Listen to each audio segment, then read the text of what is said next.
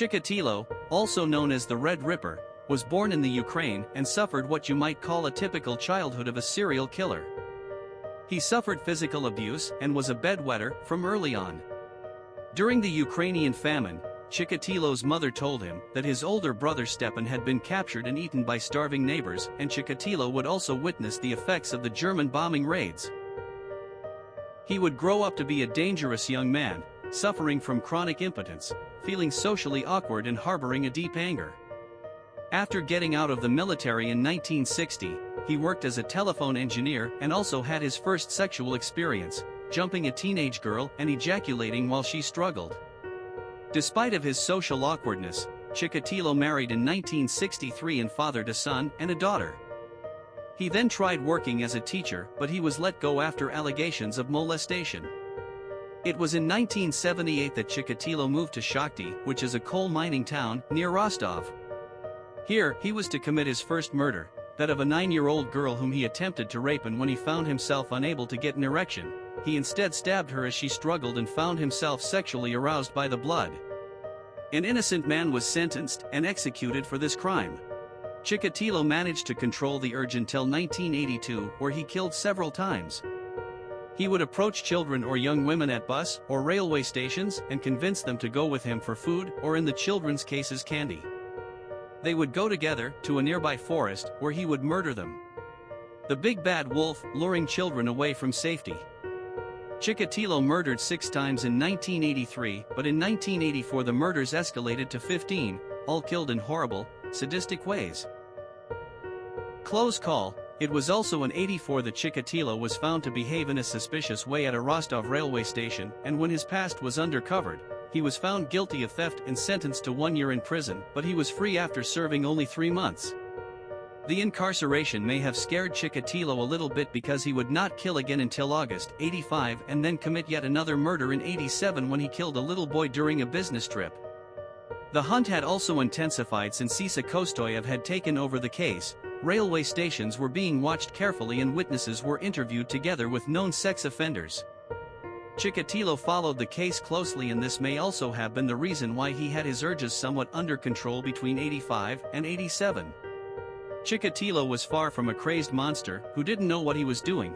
He was not crazy, he was a human being able to resist murdering when the risk of getting caught was too great.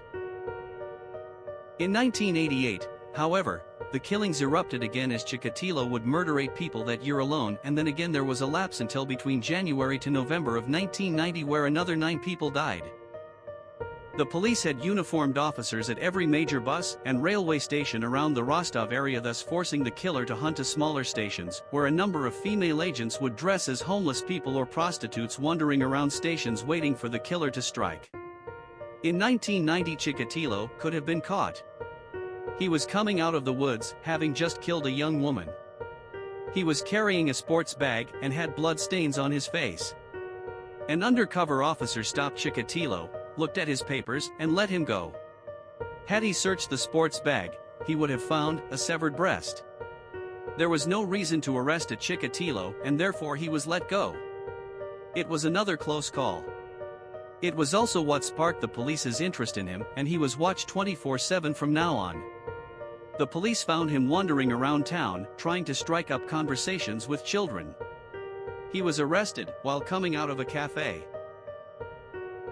Naturally, the police hoped that Chikatilo would confess, and they used the strategy of mental illness, telling Chikatilo he was a very ill man who needed help, and a psychiatrist was involved in questioning him. It was after a lot of talking that Chikatilo confessed to murdering 52 people, which stunned the police, who only knew of 36 murders until then. When Chikatilo showed the police some undiscovered grave sites, they were sure he was being truthful. Chikatilo was imprisoned in a cell by himself because child abusers and murderers are equally loathed in the prisons around the world. He would act normally in his cell, eating well and exercising, but his behavior would become bizarre in front of the investigators. This would also be the case during the trial, where Chikatilo sat in a big cage to prevent relatives of his victims to attack him. At one point Chikatilo would drop his pants and act crazy, going into long rambling speeches, a tactic used to convince the judge that he was indeed insane. There was no doubt how the trial would end. Chikatilo was sentenced to death for each offense, the murder of 52 people. The audience applauded.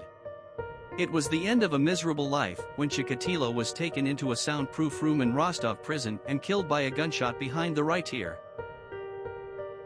I suppose I am fascinated by Chikatilo's case because here is a man who was evil through the core. He seems to live in people's minds as this crazy, depraved boogeyman luring children away from their parents when in fact he was a human being, able to resist killing when he was scared of getting caught. He was in total control of his urges, far from the beast foaming around the mouth, attacking in front of everybody. Chikatilo was a man, a person. The only difference between him and us is that he was dominantly evil.